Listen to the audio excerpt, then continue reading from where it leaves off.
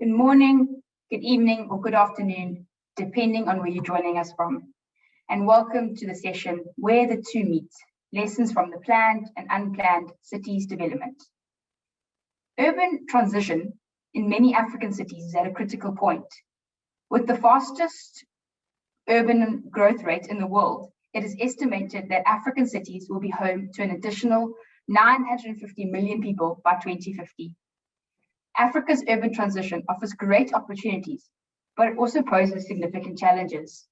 Cities are developing most often without the benefit of policies or investments that are able to meet these challenges. And therefore, urban planning and management are key development issues. As such, advancements in planning and administrative systems so that they effectively keep up with this high service demand caused by this rapid growth, and that they effectively deal with urban development in an adaptive manner are absolutely key. In addition, methods and processes that effectively service unplanned areas whilst ensuring community upliftment when planning future cities is absolutely paramount. And we are so excited to be unpacking these advancements, these processes, these ideas, and these methods in today's webinar. Next slide. My name is Jess Kamenik, and I'm a Senior Professional Officer at ICLEI Africa, and it is my absolute pleasure to be the moderator for today. Next slide. We'll be following a very informal setup for today's session. We will begin with a deep dive into a leading country, Tanzania, and then we'll unpack efforts at developing alternative and innovative urban planning and development control processes. We will then unpack the African Cities Research Consortium, which explores and tackles the complexity around urban development and in some of Africa's biggest cities. We will then finally focus on nature-based solutions as an effective measure to service unplanned areas, as well as touch on community-based adaptation efforts for urban upgrading. We will then end with a very lively and hopefully wonderful questions and answer session. Next slide. Before we start, I just wanted to show you a few house rules. The main one is please do post any questions that you have in the chat or in the question and answer box. If possible, please do let us know which speaker you're addressing your question to, and we will field that to that particular speaker in the question and answer session. Next slide. And so without further ado, I wanted to introduce you to our amazing speakers for today's session. Today, we'll be joined by Mr. Charles Mouriki, who's a Principal Planner and Project Technical Support Officer at the President's Office, Regional Administrative and Local Government in Tanzania, also known as PRO. Mr. Kevin Mutia is a Professional Officer at ICLEI Africa. Professor Diane Midland, who's from the Global Development Institute at the University of Manchester and is an Associate Researcher at IIED. Next slide. Also, Mr. Duvan Hernan Lopez, President of Recycling the City Network, or ResNet, and also Natura Informality Working Group Lead. And finally, our last speaker, Mr. Joseph Muturi, who is the Chair of the SDI Management Board and National Coordinator of Mungaya Wanvi, Kenyan Slum Dwellers Federation. So now I ask us to stop sharing our screen as we move to our first speaker, Mr. Charles Mouriki. Charles, please can you unmute yourself and also put your video on? Okay. Hello all. I think you can hear me. Hi, Mr. Mouriki. Thank you so much for joining us today. I have two questions for you. So I'll ask the first one and then I'll give you time to reflect. So in Tanzania, and in particular at the PRO office, they're really championing urban development and turning it on its head. Can you please explain why you think the issue of urban planning and development control are gaining traction in Tanzania and why this is so important? Yeah, thank you, Jessica, and thank you all participants. Maybe I will not introduce myself because you already introduced myself. I will quickly go into the question, and I have to say that in Tanzania, urban planning challenges has become a very serious problem. As I'm speaking here, I have this is my 17th year practicing as an urban planner. I have worked in local government affairs for 8 years, and the remaining years I've been working at the ministry level. And I have to say that throughout my career, I have found that urban planning is one of the serious problem facing Tanzania because the economy of the country has not been gaining or has not been getting income from the urban area as it is used to be in the other cities. As you can see, now we are under the President Office, Regional Administration, Local Government. If someone who is not coming from Tanzania, it sounds as if that we are sitting at the State House, but it's not real that we are sitting at the State House. But this is one of the initiatives which has been done by the government, trying to put this ministry very close to the higher authority so that we can deliver. We are facing a lot of problems in our cities because most of our cities are not planned. And this is one of the big challenges. Our cities have just been grown from small villages to big cities, or maybe to big villages, which is not really connected. In Tanzania, a lot of research has shown that it's only 25% of our cities is planned. That means the remaining 75% is not planned. And you find that majority of the urban population is residing in unplanned areas. PORAG, which is President's Office, Regional Administration, Local Government, has done a lot of initiatives to make sure that trying to address these challenges.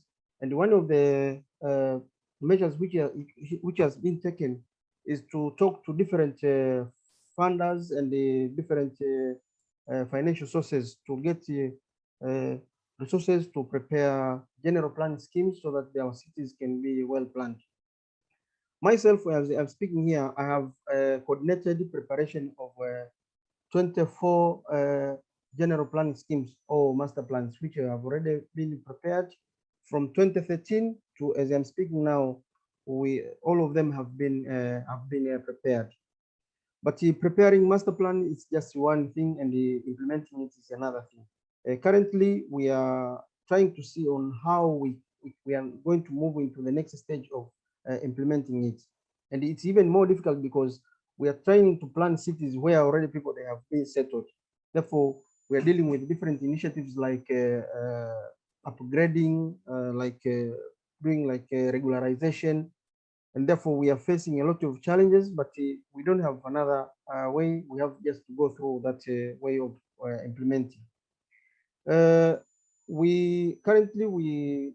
example, we have one of the problem which is development control. We have through one of the projects which is being implemented in Tanzania, which is called the Dar es Salaam Metropolitan Development Project. We have hired different consultants so that they can advise the government on how best we can implement the development control. And I think ICLEI, whom we are now having this webinar meeting, they have been consulted to advise, to work with the government of Tanzania to advise on how best we can implement the development control. We just selected the 21 cities as a pilot, but generally in Tanzania we have 185 local government authorities. That means the results or the framework which will be prepared from the 21 LGAs will be used as the framework which will be applied across the other local government authorities, because it's not easy to carry out the research or to carry out the case study for the entire country.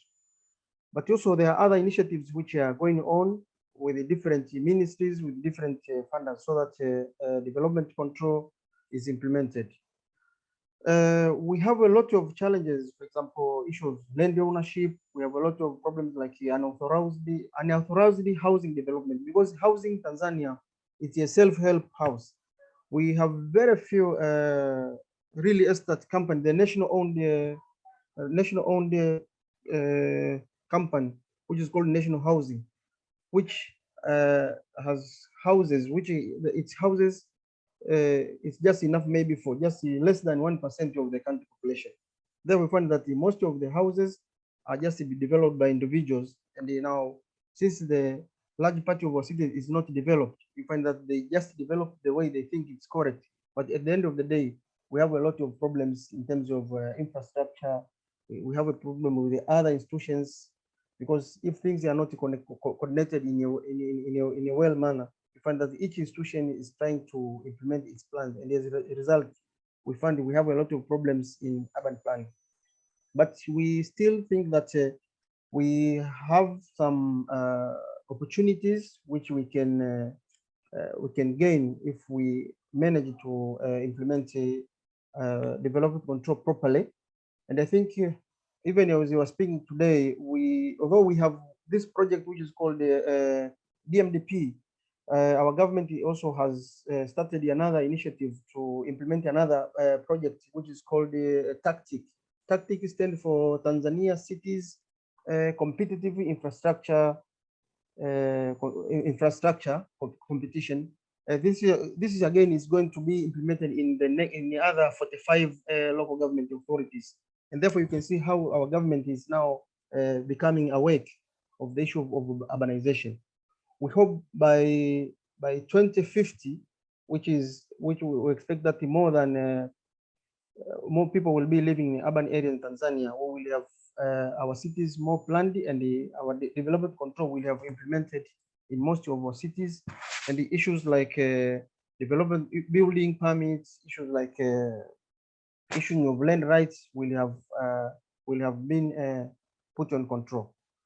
It's not very easy to tell each and everything on development control in just 10 minutes, but if I have to put it in a very brief way, I have to say that development control in Tanzania is facing some problems like unauthorized housing developments.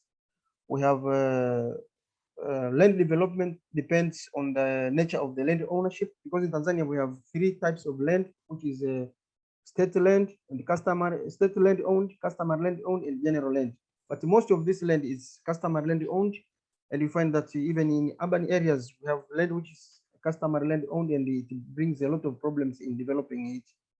But we have some issues like problems in issuing of building permits. Mostly building permits in Tanzania, they are issued only on planned area.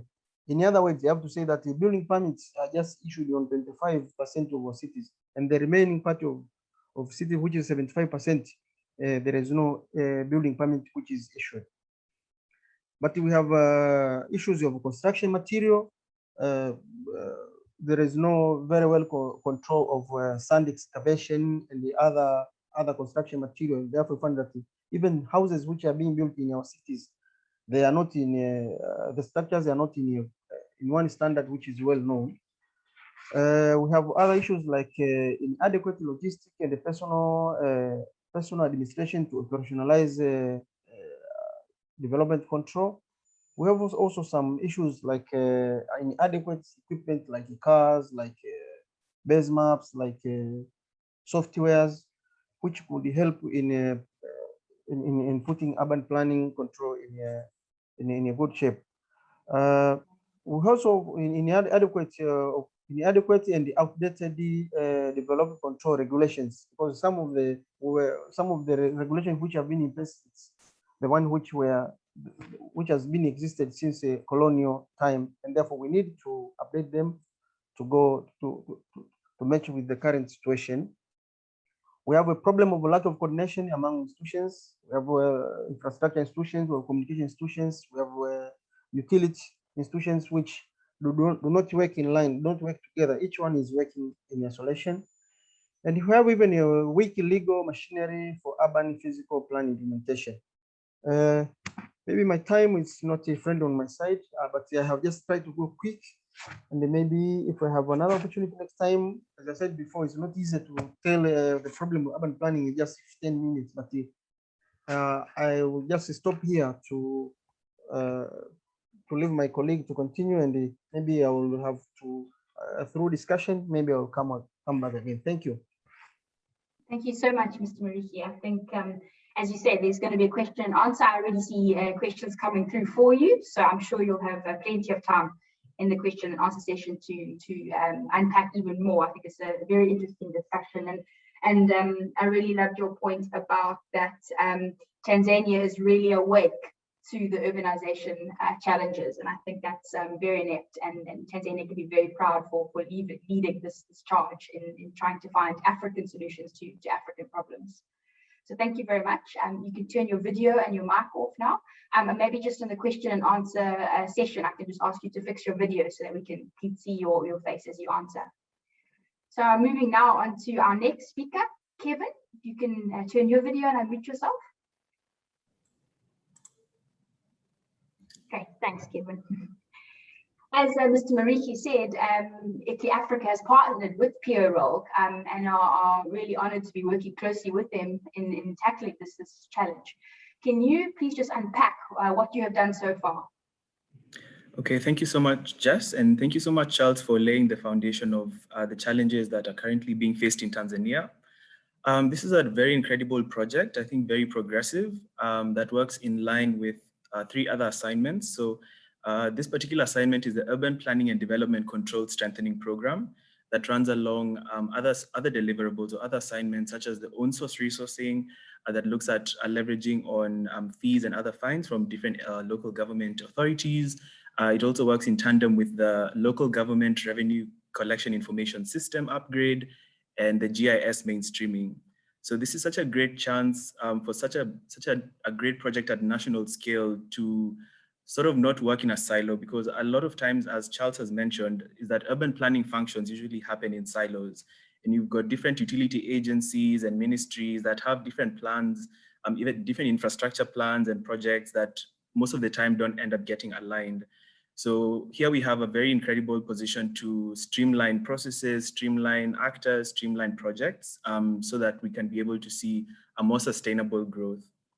So delving into this particular project or assignment, we're working on a couple of deliverables where we got to understanding the existing situation on the ground, where we found different issues that we then picked out and developed through an urban planning and development control guiding document. That's a working document whose purpose is to be able to share our recommendations and findings to a broader stakeholder group that includes the client base, the Ministry of Finance and Planning, the Ministry of Land, Housing and Human Settlement Development, TASINE, and other key stakeholders like LGAs and municipal officials, regional offices and zonal offices as well. So the document is quite thorough as it points out on guidelines that need discussion between different stakeholders. And it covers a couple of issues similar to some of the ones that Mr. Mouriki has mentioned, including incorporation and alignment of different actors in the plan development process. And then we have issues of financing of plans and creating plans that attract development. Working with public and private partnerships, I think, is an important part to also think about.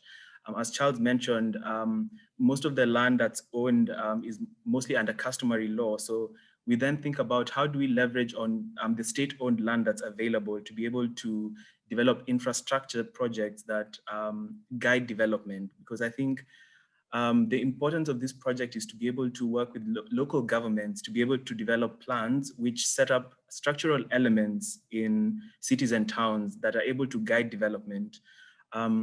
As we see, as Charles mentioned earlier, that a lot of the development is unplanned, and this is because then the government needs to then gain support in terms of understanding how to work with the skills and resources that it's got available, and to be able to develop urban plans that create structures and try to influence development. And this could be in various forms in terms of creating tax breaks for developments that occur within structural plans, also allowing for tax incentives where people are able to develop along transport corridors as well.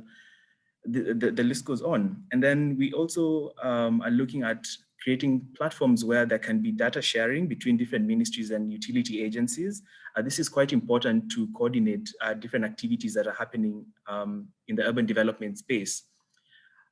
More that we are working on is developing an urban research platform that's going to be able to collate a lot of research that's coming out of Tanzania in the urban space.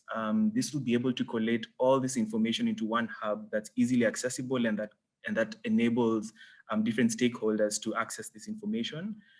A part that's quite important in terms of thinking about urban planning and development control links to public awareness, because there's all this rules and policies and regulations that are found in the country, but there's been slow uptake to compliance of these rules and regulations. So this assignment that ICLEI Africa is working on is very intentional about working on a very robust public awareness campaign to allow for the general population and developers to be able to understand development policies and urban plans, so that they can be able to be guided when they sort of have to make building permit applications or get their land surveyed. Because this is something else that is quite challenging. A lot of people know that they have to do these things, but there needs to be better engagement and better engagement with how people should follow these regulations. Yeah. Wow, you're doing a lot under the assignment. Now, I'm sure you're learning a lot. So what have you learned that others facing similar challenges in Africa or in the world should really hear? And what recommendations have you been making? Thanks, Jess. I think the first one that I think relates to what other African countries are going through, and I think has been mentioned over and over again, is political will. Political will is very important to getting projects implemented. So what I've noticed in this project is that at a national level, you do get a centralized government that understands the value of urban planning and development control at different scales of government, from the national level all the way to the local government level, targeting the ward and towers.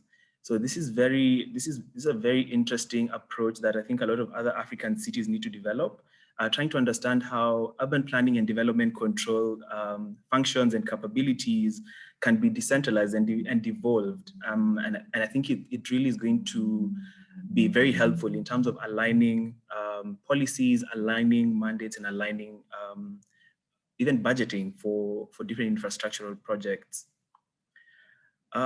Something else that I've noticed and that I've learned in this process is the value of coordination between actors. Very often it's very comfortable to be able to work in silos, working with the budget that different ministries or departments have been allocated. But there's such a special opportunity when there is multi-sectoral and multi-governmental engagement. And this allows for people to sit in one room in forums to be able to understand what sort of areas are they working in, what sort of budgets do they have on board, and what sort of visions do they have for these areas. Many times we find disjointed urban planning instruments. So you either have master plans that are developed by different bodies and implementing partners who are also quite different. So it's such a special opportunity in this project to be able to have this kind of engagements with different stakeholders to allow for better implementation of urban plans. Wonderful, thanks, Kevin. And so maybe one final point or one final thing, if you have to make one key recommendation that's emerging out of the sun, what would that be? Thanks, Jess. I think one key recommendation is training capacity, training capabilities, and the importance of training people at different levels of government. Oftentimes when training functions happen, it's usually segmented. So you have different levels getting trained for different things. But this is great because this is one assignment that cuts across different levels of government. So it opens up for opportunities for training in different areas, and it streamlines the understanding and the knowledge of urban planning and development control, challenges, solutions, ideas, and it allows for more collaboration between different people. I think the one recommendation I would make, I think, is the importance of training and the right kind of training, and also understanding what's happening on the ground, because it's very important to understand the local requirements and the local training needs at different levels of government. So what ICLEI Africa then is undertaking is to carry out pilot training in 18 LGAs. And this is going to be very interesting because we're going to have to go through 2 levels of training at different levels of government. And then the information is we're going to sit with the information and carry out an MEL process where we're going to understand how to reframe the training materials and the training modules to be able to allow these materials to be broadcast across a broader LGA network. Wonderful. Thanks so much, Kevin. And we're looking so much forward to all the recommendations and learnings that continue. And then maybe at the end of the assignment, we'll get you and Mr. Mouriki back to tell us how it all went and then what impact has been made, which will be very exciting. So thank you very much. We're going to move on to our third speaker, Professor Diane Midland, who has joined us through a pre-recording video. So we're now going to be sharing the video where she's been asked 3 questions. Yeah, so I hope you enjoy. Thank you so much for joining us today. We have 3 questions for you. The first one is, you are leading work linked with undertaking research in African cities. Can you unpack where this work came from, its need and its importance? The work is for FCDO, so for the Foreign Commonwealth and Development Office in the UK, and it emerged from some earlier work with DFID, Department for International Development, who recognised that their work on urban programming was not as successful as they wished it to be. And through working with their staff and others, they understood that there were 2 main reasons for that. The first reason was that they were not sufficiently attuned to the political complexities of working in bigger cities, large cities. The politics around the city government, the politics around populations, councillors and the city itself, the politics between the national level and the city level. So the first challenge they recognised was that. The second challenge was that their work had not dealt with the interconnected nature of interventions in cities. So at one level, that's just the need to integrate across different sectors in order to be effective in urban interventions. But that understanding also took account of unintended consequences and interactions between different aspects in the urban context.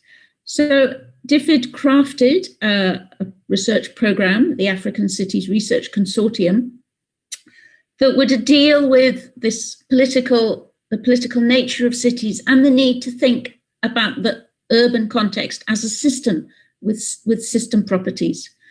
So we're now undertaking this very exciting 6-year program with a wonderful consortium of partners, of which one is ICLEI Africa. We're delighted to have you involved. And we will start to look at, in the first and next stage, look at what is going on in 13 cities across Africa, trying to understand their challenges with this political integrated systemic view. And then we'll move into a phase where we begin to do action research on new approaches that emerge from our analysis to address existing challenges. So this work is a real opportunity to understand some of the ways in which Africa's urban development challenges can be addressed. We will seek to work with existing groups, formal and informal groups, NGOs, academics, professionals, local governments in those cities to understand what they're trying to do and to find ways in which we can help them to be more successful in their endeavours. There has been in the last few years an increased understanding about the significance of urban development in the global south in general and in Africa as well.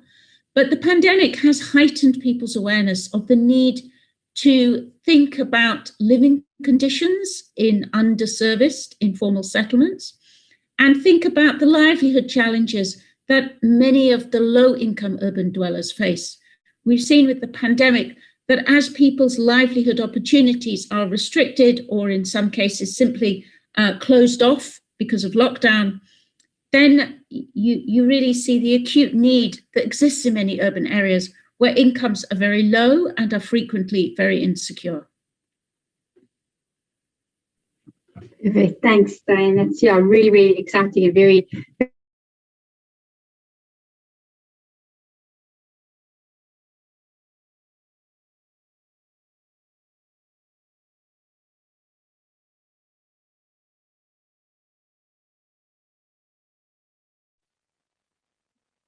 I'm not quite sure what's happened to our video.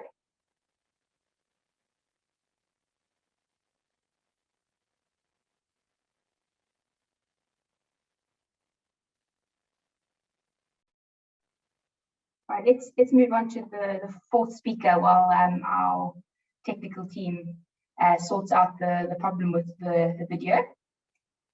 So that's Durvin. Can I ask you to please turn on your video and your mic, please? Okay. Hi, yes. Hello. Hi, everybody. Thank you so much for joining us. You're I welcome. have three questions. Yeah, three questions for you. So the first one is you are leading nature-based solution and informality work package linked with the Natura network.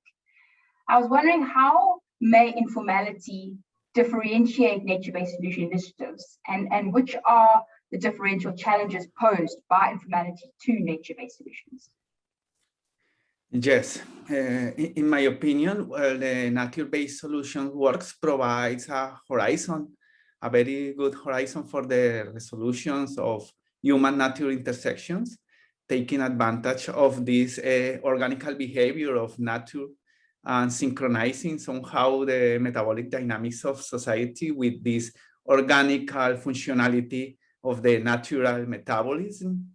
I insist on such organical character, since organization and functionality in nature keeps a logical relationship with organization and functionality in society, and so on, with notions of function and form, which are classical in the theorization of urban studies.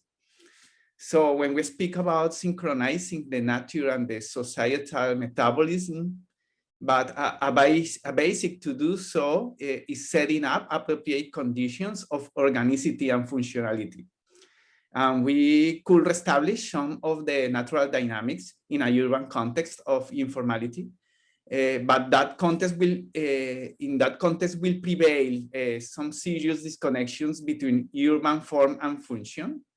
My point is that just this just makes it impossible to match what we intend with nature-based solutions in theory, but in practice, it will result, I mean, in permanent mismatch.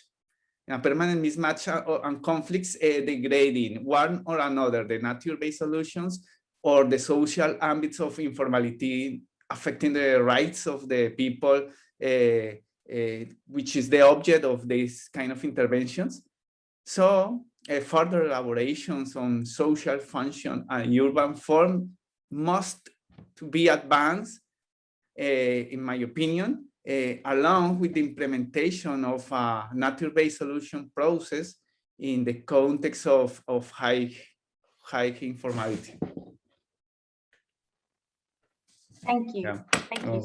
So on that, what recommendations do you have for how to tackle the impressive dimension of informality to advance urban sustainability? Well, the impressive numbers of informality worldwide talk about such serious disconnections in the organic architecture of the human systems. Beyond of a mere overloading of the governance systems and calling for adjust the governance and or reinforce, there is, in my opinion, an evident distance separating the formal institutions of the real life necessities. We are testifying a profound crisis in legitimacy of established institutions to provide the enough services of the societal dynamics that we are facing in the cities. It's a distance from the desk to the fresh, of del escritorio al territorio, we say in Spanish. And the fact is that the decision-making relies on technological and bureaucratic approximations that are not easily connected with the fine-grained phenomenology of the daily life. And under strong institutionalized societies, this could be fixed periodically by some system corrections. But in these low institutionalized systems, this requires really new institutional architectures. The thesis is that there is a strong maladaptation of society, and that is mirror. It has a mirror image in the institutions, which are unable to govern the social environmental dynamics that they are supposed to, and they have the mandate to govern. So to recompose that situation, I just bring some idea that I take from Sheila Hasanoff, very much in line from what has been told here, but under the name of technologies of humility, which implies first to expand the framing of the problems, from narrow focuses to multi-sectorial perspectives, focus the vulnerability approaches, introduce the distributive analysis and in the decision making. This implies reconsidering decisions based upon issues of environmental justice, spatial justice, and restorative justice. It means that through urban development processes, we should open windows of opportunities. We just are not called to provide urban services, but to provide really opportunities to redistribute, for example, plusvalias, revenues, rentability in the soil, through the processes of urban development. And then this is a long process forward for social learning, and we should build upon institutional developments from the very much problematic conflicts, using the problems as laboratories to pilot the solutions, to promote bottom-up adjustments and transformations and recreation of the institutional frameworks. So just to, yeah. Thank you. Yeah, that's lots of food for thought, and I love the reference to humility, and that links a lot to what Kevin was saying earlier about capacity. You know, your people really are your champions for this kind of work. So thanks for that. And just quickly, your last point, if you could reflect quickly on unpacking what you're doing linked to this theme of where do these two meet, planned and unplanned city development, and touch on any kind of key recommendations that you have under this theme. Well, from the side of Natura and the work I am doing with RecNet, we have been like advancing, just following the last point that I mentioned, in a strategy of work strategy of local labs. So we are structuring a network of local labs, which are spaces dedicated to research and apply innovations, and spread social knowledge for the adjustment and adaptation of the administrative or even the science institutions. Well, we are working like in three axes. One of research, action, activism, and especially networking.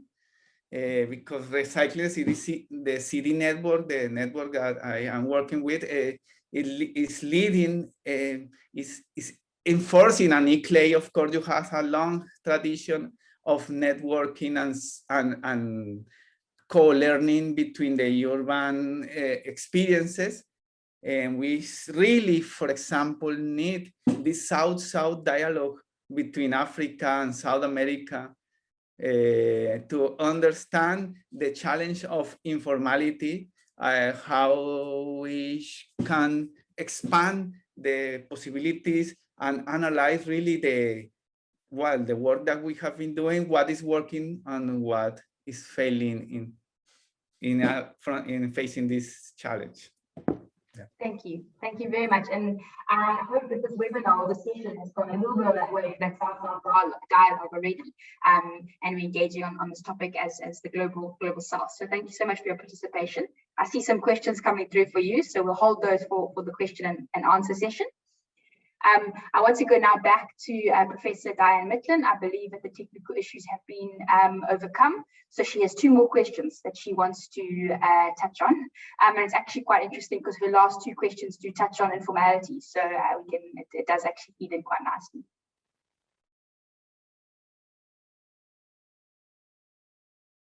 Perfect. Thanks, Diane. That's really, really exciting and very, very excited to see some of this research coming out. I know it is early days, but are there any kind of key highlights or key findings that you have already kind of seen, or key trends linked to urban planning and management?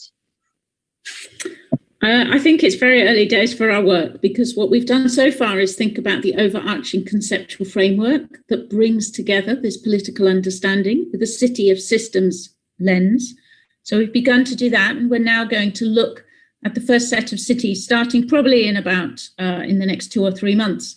We're going to start with 7 cities where we really try and drill down into this context. I just say maybe 2 things. One is, we are very conscious of the need to work in this pandemic context.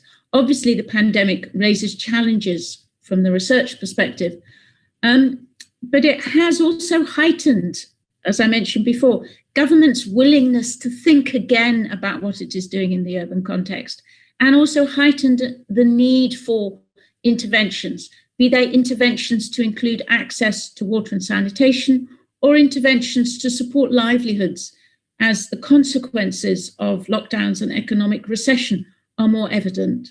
Great, thank you. I think that's, as I say, we're very, very excited to be part of this and to see what comes out. So my final question for you is what first comes to mind when you hear the webinar's title, which is Where the Two Meet, Lessons from the Planned and Unplanned Cities Development? I think, the title to me is an enduring challenge. It's a kind of challenge that's been present ever since I began to work in African cities 25 years ago, and it is a continuing challenge. And I think we can see with the increase in precarious work in countries like the UK, that is a challenge that's not going away. Arguably, it's been exacerbated by shifts in the global economy. I think it also goes back really to one of my first visits to South Africa, when I was working with someone who then worked for the United Nations, who'd been placed in the housing department in South Africa before it was the Department of Human Settlements. And what Lalith Lankataleke explained was that for a long time, governments have seen the unplanned city as a problem, and they've really struggled to see it as an opportunity.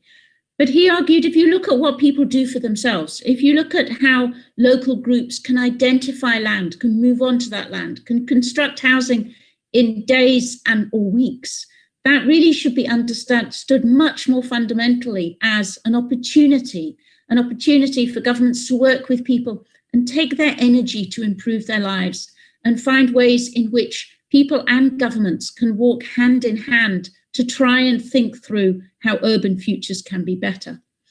Now, Lalith was there more or less at the point of democratization. I think this was back in 1995, when the South African government was really thinking through what it wanted to do. And I think that trajectory over the next 20 years has really highlighted that there are very severe limits to what governments can do if they don't find ways to work with people. And it's not simply that people need to help governments. It's not simply a resource issue. It's not simply saying that there are resources and opportunities in the unplanned cities and governments can't do without those resources, so they need to find ways to work together. I think more fundamentally, we've seen that when people are involved in working out how to improve their neighbourhoods, involved in thinking about how residential objectives can be met alongside livelihood objectives, alongside ways in which home-based enterprises can be part of planned interventions in the unplanned city, then we see outcomes improving. Then we see ways in which government finance can be made much more effective, because it works with the priorities of low-income groups. I mean, most recently, I've seen that from the way in which groups in Nairobi, an alliance of agencies, grassroots organizations, NGOs, called the Muungano Alliance, have been working to upgrade informal settlements, working with people who are able to negotiate with landowners such that tenants are also given rights to those properties. So things that governments find very hard to do, but local residents can take on. There's also a wonderful example in a smaller town in Namibia, Hobabis, where the community has organized, has thought about how services can be improved in the unplanned city, and has negotiated with the city council to bring in water and think about how homes can be improved with considerable cost reductions, and that is important, but also ways in which planners can relearn some of the things that they've been taught, which are actually quite dysfunctional to thinking about urban futures. So for me, the title goes to this enduring challenge, a challenge that is long-standing and a challenge that we need to find ways to overcome. I think there is now a body of experience about how planned and unplanned urban spaces, planned and unplanned economic activities, how they can come together, both parties negotiating a solution that makes more sense. And that to me is inspiring, because I think out of that patient learning where state, civil society, private enterprises are part of a mix, they try new strategies. Those strategies are difficult. They're often imperfect solutions. They understand the constraints and they try again. I think out of that iterative learning process, we can find a way to bring together the planned and unplanned areas and define a better urban future for everyone. Thank you so much. A very hopeful call or ending, which is wonderful, because often the space is sometimes seems very, very daunting. So it's good to hear that hope. And actually later on, we're going to be hearing from Joseph, the Kenya organization that you mentioned, on the community-led kind of action work. So that'll hopefully come in and complement some of your work. So thank you very, very much for being a panelist on this webinar. And we appreciate your insights. Not at all. It's good to be able to share my thoughts with you through this discussion.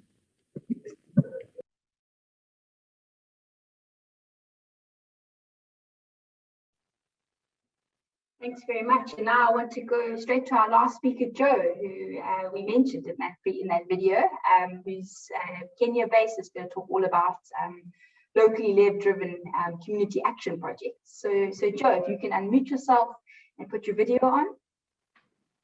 Already done that. I did that yesterday. On the ball. So Joe, I have 3 questions for you. The first one, what can city governments and other urban decision makers learn from those living in our unplanned cities? I think there's a lot to be learned. I think one of the things, and I think Diana mentioned, especially on planners, we have a working relationship with the University of Nairobi, where we usually get a number of interns to come and work with slum dwellers in Nairobi. And one of the things we usually do is a process called deschooling. We unschool whatever they have been taught in university, and we teach them real community planning. And I think there's a lot to be learned. And I think over the years, one of the things we have always done is to influence how future planning should be done when it comes to, especially on informality. So we kind of try to influence these young planners who will be moving to various counties as county planners to rethink the way urban planning is done. Number one, if you look at what can be learned, if you look at the challenges of informality, the challenges of people living in informal settlements, we are looking at people who don't lack or don't get any support, lack basic support and services from city authorities, that is clean water, sanitation, lack of just basic support. So in turn, communities have learned how to be resilient. They have learned how to look at what is locally available within their communities. So they can learn about how communities cope without any support from cities, how they take care of, how they reticulate water in their settlements, how they take care of the environment, how young youth groups are organized in terms of garbage collection, just keeping their communities safe. The other thing is also to look at the innovations which are in informal settlements, which are in these unplanned settlements. If you go to some other settlements, however crazy the settlement is, there's a method, there are some rules, there is a lot of innovation, especially if you come to issues of climate change. What alternative sources of energy do they use, since they don't get adequate and sustainable power supply? What are the other innovations they use when it comes to even clean cooking? What kind of energy do they use as an alternative to charcoal? So there's a lot to be learned in terms of innovations, in terms of resilience, in terms of adaptation, and also in terms of what are the priorities. So in most cases, you'll find city governments and national governments don't really, they talk about tackling the problems of informality, addressing issues of slums through slum upgrading, but they do not necessarily talk to slum dwellers to understand what are their needs and what are their priorities. Thanks, Joe. And that's actually a great segue to my second question for you is, what is important for urban decision makers and policymakers to consider when thinking about how to integrate the unplanned and planned cities to create one city for all? Thanks. Once again, I will link the second question to the deschooling, how we influence young. So one of the things we realized is that conservative planning, the way that these young people have been taught planning, do not necessarily work in informal settlements. So, and that is to, number one, to look at the planning standards that they are taught. The conservative planning standards, they do not work for informal settlements. Case and study, something that Diana mentioned we have a project that we are working now with the city. This is a project that we mobilized almost 40 organizations which were working in that community. We worked with academia. We were basically helping the Nairobi County to plan that settlement. We are looking at a settlement of over 100,000 households. So if you were to follow the conservative and the standard planning practices, just the standard practices says that a conservative road can be between 19 meters up to 22 meters. So if you look at informal settlements, if you just do 2 roads where the entire community is gone, there'll be high levels of displacement. So what we usually tell them to do as a priority, number one is that you cannot use the standard planning, the common planning standards in an informal settlement. That's number one. It will lead to high displacements. So how do you negotiate? How do communities negotiate and with the planners to scale down if the number of roads, if it's the housing standards, if it's just to mention an example, a project that was done in Tanzania by one of our affiliates in a settlement. I think there's Tanzanians are well aware, in a settlement called Vingunguti. It's they use alternative standards. It's a simplified community sewer system. And this is something that has been borrowed and it's being implemented. How do we make a simplified community sewer system, which is not expensive, which does not require a lot of resources, a lot of manpower? So those are the alternative planning standards that we are looking. So it's also number 2, to be very practical to the local challenges and needs. And that's why I talked about people sit somewhere in a boardroom in fancy chairs and they plan and they prioritize, but they haven't talked to the community there. What are your priorities? What are your challenges? What is the immediate challenge? So if you go to one settlement today and there is flooding, they will tell you our priorities today, where do we take all this water? If you go to another one, if there's an outbreak of cholera, they will tell you at the moment our priority is health clinics. So that's the other thing that they need to look at. How do you be aligned, be practical, and be realistic to the local challenges, and what are their needs and what are their priorities? So when you understand that those should now be embraced and they should be aligned in the planning and the implementation process of any development that the city want to do or the national government want to do. Thanks so much, Joe. And yeah, I love your point that you really need to take into local needs and the context. And that is why active participation of community in decision making is so key. And I've already seen a question come through that links with those kind of forums and what is needed. So we'll chat on that in the question and answer session. But my last question to you is how do these unplanned cities come into being, and why do they continue to exist today? So I think it was a mistake by initial, I don't know if it's a mistake by the planners who are there before. They did not anticipate the growth. They did not anticipate how is Nairobi going to look at, how is Cape Town or Joburg going to, how is Dar es Salaam going to look at 50 years from now? So, and I don't think most cities and governments were prepared for this level of urbanization. So number one, if you look at a city like Nairobi, everything was centralized here in the city.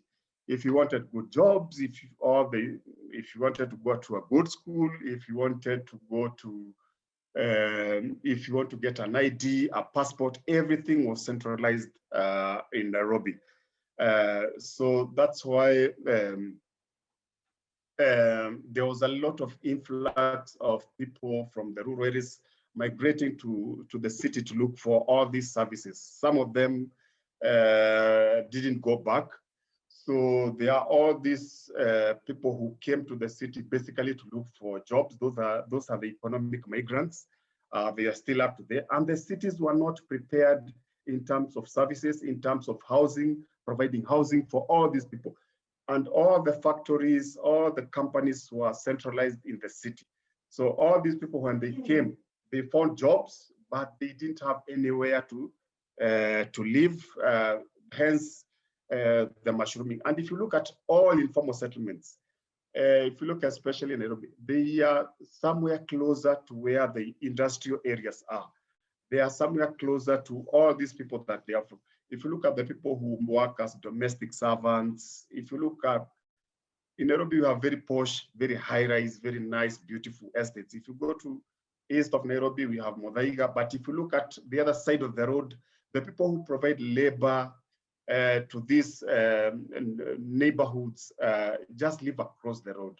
So that's number one. That's the challenge of, if you look at some cities now, some informal settlements, they are full. Now they have started building on top of each other. They are building shack on top of another shack. The other thing, the city didn't put enough infrastructure to accommodate the people who are coming into the city. So hence, that's why the resources are very scarce, the little that they are. That is why if you go to some cities, I like giving an example of my city of Nairobi, water is rationed, people get water 1 or 2 times a week, if you get any. And that has become the norm that since we knew, I don't think there was any one time that people remember having water throughout the week. So that has become, so the little resources are stretched. And I think the other thing also is there are now these other young people who come to the cities. The cities is where everything is nice, bright lights. So we call that the allure of the nice, beautiful lights, and they see people traveling back wearing nice clothes. So they come to live the city dream. Unfortunately, these are the people who end up in formal settlements, and these are people who end up now realizing that the city is not what it seems to be. So I think it's as one of the projects we do with our partners, we are also looking at beyond just, because if you look at Nairobi, it's full. So we are working on a project with Cities Alliance, and we are looking at the secondary cities, because those other secondary cities are the ones who are going to be in the next 30 years. They are going to be the Nairobis of the next 30 years if we are not careful. That's where we are heading.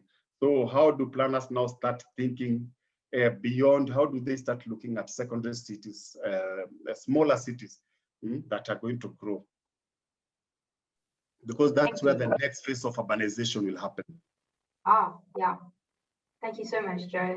Really good food for thought there, and honest answers about challenges, but also opportunities. So thank you very much for that. We've now moved into our question and answer session. Thank you for everybody that sent through questions and answers. Can all speakers please just turn your videos back on? Keep your mics off, but keep your videos on, and then I'll direct questions for you, and you can unmute yourself as I ask you questions. And the first question I have is for Charles, Mr. Mouriki. You can, turn your video on and unmute yourself. And the question is, what has been your experience in working at different levels of government when dealing with such issues as housing and land ownership?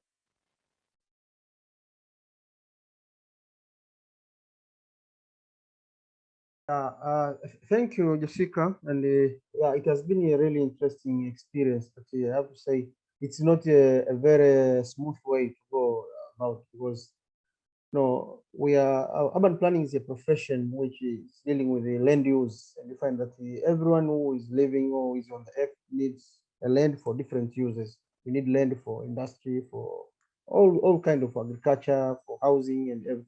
Now it's one of the experiences that our government, if I have to take an example of Tanzania, urban planning has not been priority. There has not been on a top priority in when it comes for resource allocation. And therefore, find that every financial year the government will be tabling the budget for the budget as usual, but you find that the share which is given for urban planning it's not really good. But at the end of the day, the government has been paying a very heavy price when it comes for building infrastructure, because it has to pay a lot of compensation. And they have to point out, for example, if I have to mention the project which we are working on, the EMDP, for example, currently the government has paid 19 million US dollars just for compensation, so that people can give away to construct some infrastructures. So my experience is that urban planning is facing a lot of challenges in terms of resource allocation, but also it has also faced a lot of political interferences. But it's now becoming a reality to even politicians as top decision makers that they need to give more resources to urban planning, so that even some of the resources and even some of the inactivated revenues in urban areas, for example, land rent, property tax, which could have been collected from cities, now they can be obtained if there is underlying systems and the database from all these kinds. Therefore, for on my side, I would say that I have seen a very big turn from when I was practicing urban planning in 2005 and now, because now the government is insisting, and the government have realized that there is a lot of revenues which it could just get from urban areas, because a lot of people that are coming to the urban areas, there are a lot of businesses, there are a lot of activities which can be turned to be economy if they are really registered and if they are really known where are they. Therefore, I can see the better future in the coming few years if the government keeps with this pace of investing on urban development control and in urban management in general. Thanks, Mr. Mouriki. Yeah, it's a very also good positive, and you can see that the change will be coming. So thanks for that. Kevin, my next question to you, Mr. Mouriki chatted about working with different levels of government, national, the complexities, but also the opportunities. But now let's go to local governments and communities. How do you see local governments working better with their communities to address informality in African cities? Thanks, Jess, for the question. I think there's a great opportunity to work with, there's a good chance for local governments to work with communities. And I think this comes with in understanding how different communities function. So I know in the case of cities such as Tanzania, and in the project that we're working on, there's a lot of informal land sale agreements that take place at the entire ward level. And a lot of times, some of these transactions are not visible, and there's huge resource implications, I think, that end up not being recorded in formal channels. So it would be a great opportunity, I think, to integrate and work with local communities to understand how the informal land market works in their system and how to integrate that into formal planning processes. And I know that's something that we're trying to look at in one of our assignments. We're looking at a decision-making framework or development control application system that tries to understand how to incorporate this kind of informal land sales at the entire ward level and how those can be made visible and be incorporated into other levels of government, such as the municipality level, and how those could link to understanding how to leverage on own source resourcing. Thanks so much, Kevin. Thank you very much. And both those questions have been very answered from a top-down point of view. So I'm going to go to Joe from the bottom-up point of view. What sort of tools or forums or processes can be really encouraged, that we can encourage to ensure that community needs are heard and incorporated to urban planning processes? But then also, what kind of tools or languages are needed so that the communities can better communicate their needs with local governments? I think if you look at many municipalities and cities in Africa, I think the relationship between communities and municipal and the city managers has been that of a lot of suspicion, a lot of mistrust. If people in communities, if they see people with big cars and ties, they treat them as a suspect. These are people who are coming to probably get our land from us, evict us, that kind of thing. I think they need a space where we can build, and this is something that SDX always strives to do. One of our key pillars is to build strong partnerships with cities and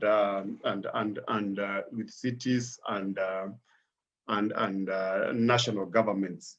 And I think also to have these forums where there is active community participation, because one of the things we are looking on, we're implementing the Mukuru project. We look at the threshold for the Nairobi County threshold for community participation is so low.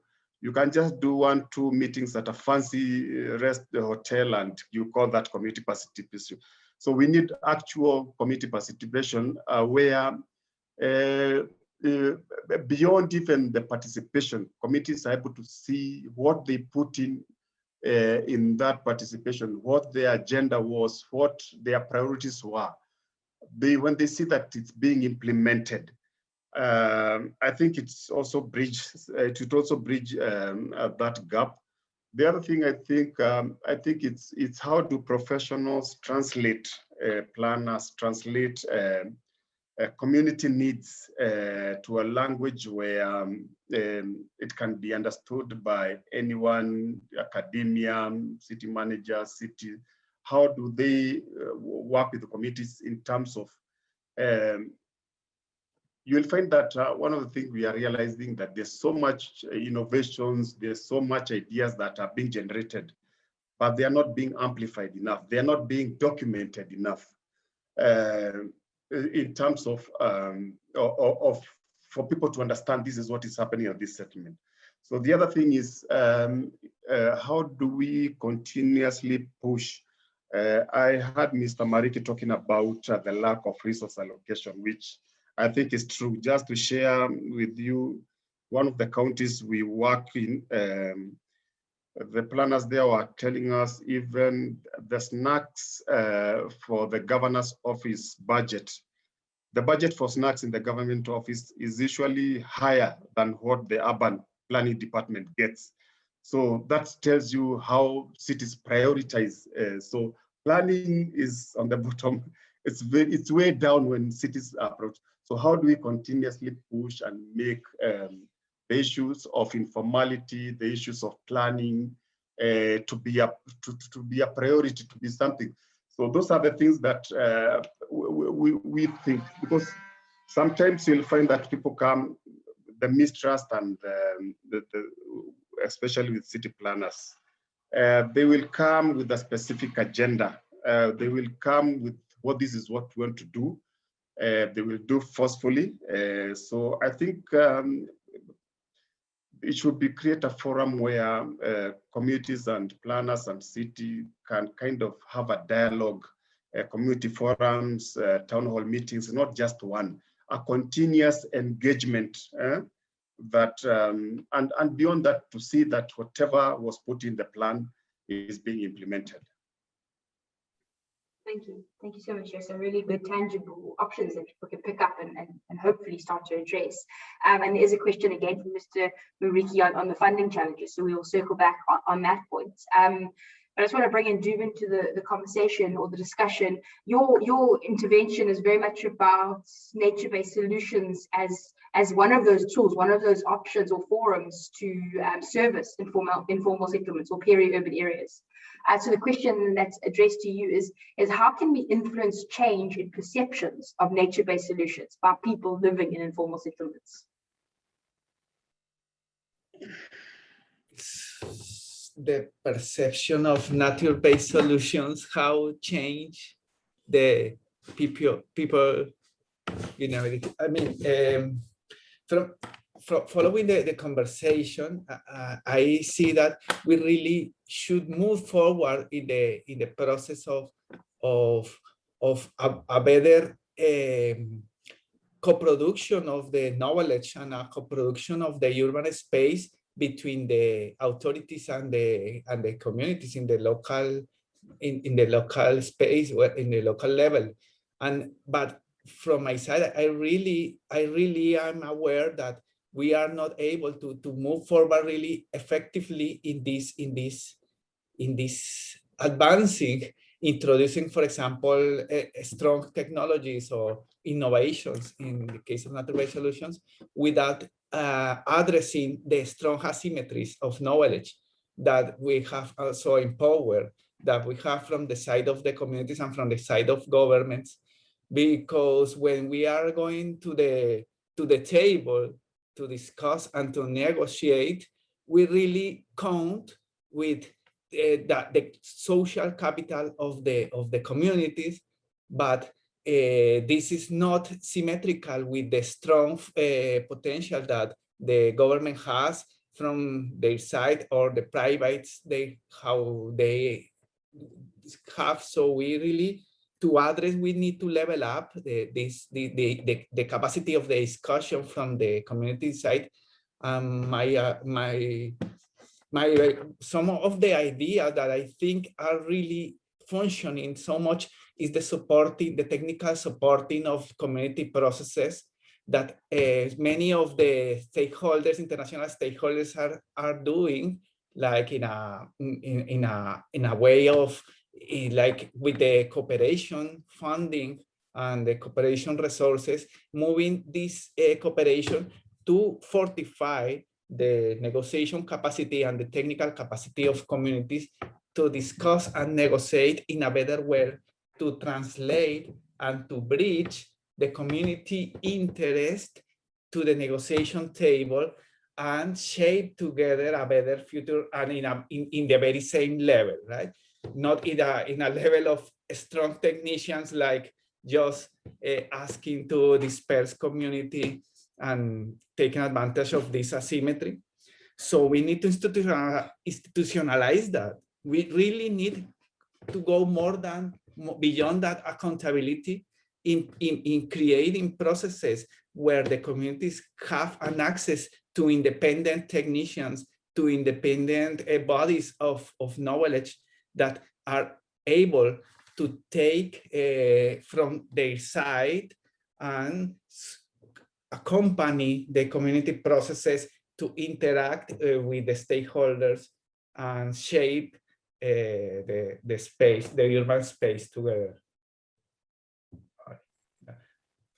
Thank you, Vivian. Also amazing. And so great to see the linkages. I mean, we've got two researchers on the call, community-based, we've got a practitioner, and we've got national, and it's wonderful to see such a common kind of call to action that we all really need to work together, and we need to have access to one another and share flows of information, which is wonderful, and build those relationships. There's one final question that I want to pose to Mr. Mouriki. It's directed to you. It's on funding challenges. I think Joe's mentioned it, Kevin's mentioned it, Dylan's mentioned it, we've all mentioned the issue of funding. And maybe if you could just spend 2 to 3 minutes wrapping up the discussion about what sort of solutions have you managed or are you considering around funding challenges in terms of planning unplanned cities?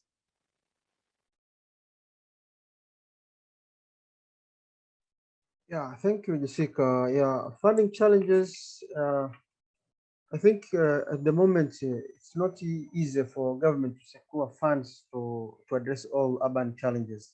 But as I said before, the government has seen urban planning as, of course, has seen urban as an opportunity, because now they have realized that they can reap a lot of money from urban, for example.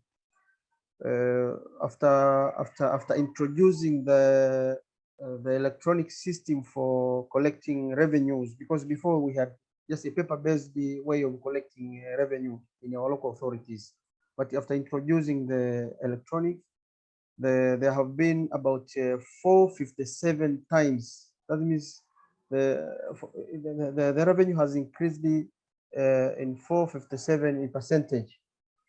And therefore, the government is now trying to relocate through its budget.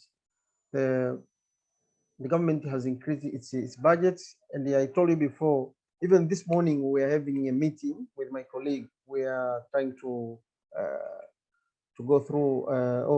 We have another project which is under preparation that will be implemented in 45 local government authorities.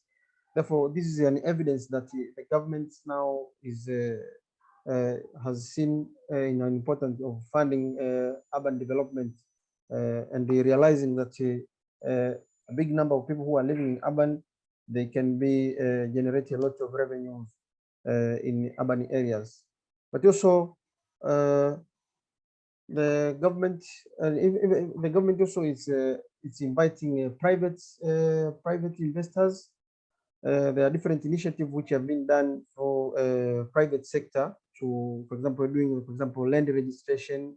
Therefore, all these kind of things, they are no longer just made by government, but they have given it to a private sector or private companies who are doing land registration. At the end of the day, because once land is registered, the government gets land rent. And you can imagine if it's only 25% of our cities is planned, that means 75% of land rents in our urban areas is not collected. Therefore, we have seen a very big turn up of revenue collection from this area. And if we go with this pace, I think in the next coming 5 years, the urban sector will be contributing much to the GDP of the country. Therefore, this is what I can say. Thank you very much. And then the last, I want to open it up to each speaker to just give one final remark under the title of Where the Two Meet, Unplanned and Planned City Development. Just one final remark. Kevin, you want to just quickly give us your thoughts? Yeah, sure. I think it's a very interesting title. And I think for me, what sticks in my mind, I think, is what we've been saying across the board. I think it speaks to co-production and collaboration. So more collaborative, I think, aspects of how the two worlds meet, how government meets working in informality or informal context. I think those integrative processes, I think, is what we need to nurture in order for the two worlds to meet without clashes, I guess. Thank you. Duvin, your closing remarks under the theme? Well, I really think this challenge of informality should let us go deep into this frontier, and the real necessity of spatial justice for responding to the huge condition of informality of our cities. We are not facing a failure of the system, but a totally demanding a new construction of the urban architecture and the institutional architecture to insert in the development the strong proportion of the city that is outside, and the model is not legitimate in this sense. Thank you. Thank you. Joe, your last closing remarks under the theme. I think where the unplanned is the unplanned. For me, I'm looking at initially, if you look at the areas and the settlements and the community that we work with, we tended to plan retrospective inside. We are looking at inside. We are not looking beyond the settlements wall. And I think so far, and what we have been, we are challenging our planners is how do we connect the informal and the formal? How do we create a road network that cuts across these neighborhoods? How do we connect communities to other parts of the city where necessarily, instead of being and for me, the other thing that is very important, if you look at now the issues of climate change, climate justice, you'll find that most of the informal settlements, they are suffering as a consequence of what is happening upstream. All the flooding, if you look at all the informal settlements, they are on low-lying areas. So the flooding, all the dirty water, all the rubbish end up in these informal settlements, whatever is happening upstream. So how do we challenge planners and city managers? How do we also look and amplify the issues and the effects of climate change in informal settlements? There's been a lot of talk about desertification, about the Amazon, about the rainforest, but nobody's talking about the effects of climate change in the urban sector. Thanks, Joe. Call to action there. And finally, Mr. Mouriki, your one sentence closing remark on under the theme.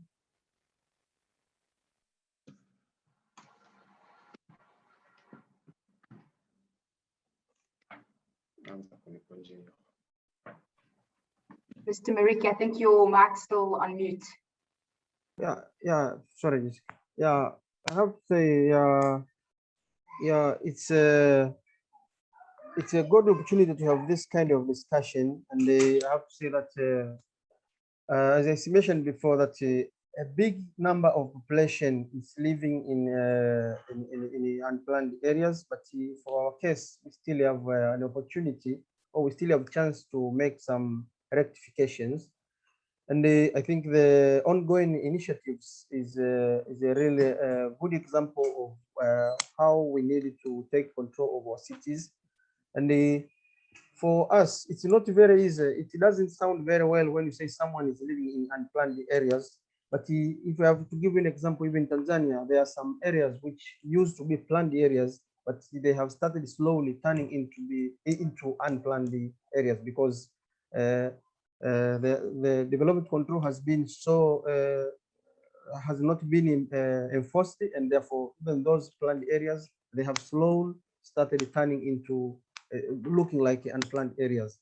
Therefore, development control need to be implemented, but this development control need to be implemented in such a way that it work very closely and very collaborative with the community which is being living in certain particular area. Therefore, I have to say that in the next coming years, being maybe 5 years, if someone will have to visit Dar es Salaam, we will have a lot of places to show that this community used to live like this, but now we have improved it, and we have moved from this bad situation to a more improved situation. Therefore, this is what I can. This is my wish, and this is how I can see the future of our cities in the near future. Thank you, Jesse. Thank you very much. And thank you to all speakers for your incredible insights, being very honest with challenges, but also proposing really good ways forwards and really good solutions. And thank you for a very lively discussion. Can I ask you all just to please turn your video off? And I want to say that ICLEI Africa is taking this topic of planned versus unplanned, and how can we bring communities to the table, how can we bring nature-based solutions to the table in service delivery of future cities, for Cities for One. And we've actually developed a planning course, an online module, which is called Planning with Nature for Service Delivery. And this is taking all ICLEI Africa's learnings together and putting them into a 7-section course. So you'll see on the left of the screen, there's a section that's on introduction around this planning for nature. Our first section is titled Complex Planning Challenges in Africa. The second section is around alternative approaches for African cities. And then we actually go into those alternative approaches. So section 3, we talk about scenario planning and futuring. Section 4, we position urban tinkering as an alternative approach. Section 5, we talk about massive smalls as an alternative approach and training on that.